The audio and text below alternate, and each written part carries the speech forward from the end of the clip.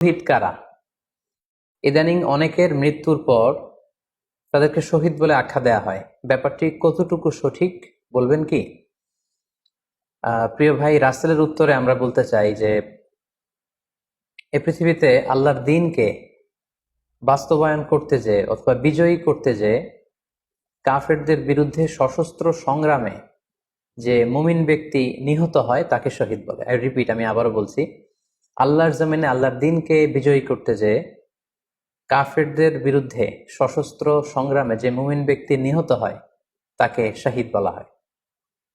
সহিহ বুখারীর বর্ণনায় এসছে যে সাহাবারা আল্লাহ রাসূল সাল্লাল্লাহু আলাইহি সাল্লামকে জিজ্ঞেস করেছিলেন যে, হে আল্লাহর রাসূল, কারা আল্লাহর রাস্তায় জিহাদ করছে এটা আমরা কিভাবে বুঝবো?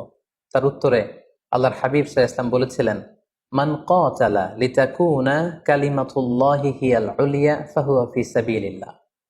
যে ব্যক্তি আল্লাহর দ্বীনকে, আল্লাহর বিধানকে কিংবা আল্লাহর আইনকে বাস্তবায়নের জন্য, আল্লাহর দ্বীনকে বিজয়ের জন্য যে সংগ্রাম করে যাচ্ছে সেই আল্লাহর রাস্তায় আছে।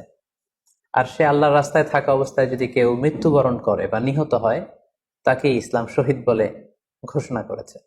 তবে সেক্ষেত্রে একটি শর্ত রয়েছে, সেটি হচ্ছে দুন আগারাদিন মিন আগারাদিদ দুনিয়া। দুনিয়ার কোনো কারণে, দুনিয়ার কোনো লোভে পড়ে, দুনিয়ার কোনো স্বার্থের জন্য যদি কেউ আল্লাহ রাস্তায় জেহাদ করে মৃত্যুবরণও করে, সে শহীদের কোনো মর্যাদা বা দাম আল্লাহ তাআলার কাছে নেই। কারণ আমরা হাদিস থেকে জেনেছি অনেক শহীদ কিয়ামতের ময়দানে আল্লাহ তাআলা তাদেরকে জাহান্নামে ফেলে দিবেন। আল্লাহ বলবেন যে, তুমি তো দুনিয়াতে জেহাদ করেছিলে যে মানুষ তোমাকে বীর বলবে, মানুষ তোমাকে সাহসী বলে ঘোষণা দিবে, বাহাবা পাওয়ার জন্য তুমি জেহাদে অংশগ্রহণ করেছিলে এবং সেখানে নিহত হয়েছ।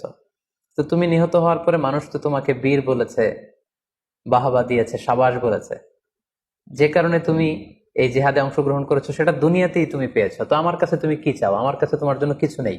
গো টু দ্য হেল ফায়ার, জাহান্নামে যাও। তাকে আল্লাহ তাআলা উপর করে জাহান্নামে নিক্ষেপ করবেন।